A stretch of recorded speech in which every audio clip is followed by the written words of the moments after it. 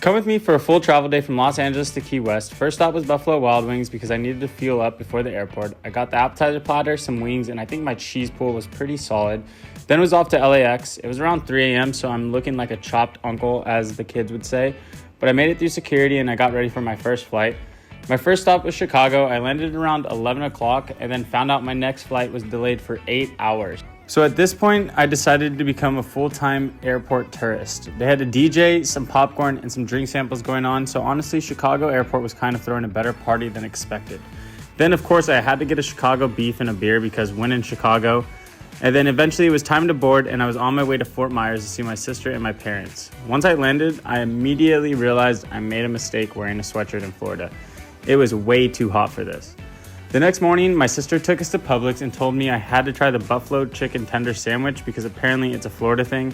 And honestly, it was pretty good, but also it's kind of just chicken tenders in a sandwich. Then I had a quick store run with my dad, and while I was videotaping, I may or may not have taken out an entire fireworks stand, and my sister was extremely embarrassed. But after that, we grabbed some dirty sodas, packed up, and started the 6-hour drive to Key West. We stopped at Bass Pro Shops along the way, kept pushing through the drive, and finally made it. We ended the night with some drinks at the bar, and somehow after airports, delays, public sandwiches, fireworks, and a 6-hour drive, we officially made it to Key West.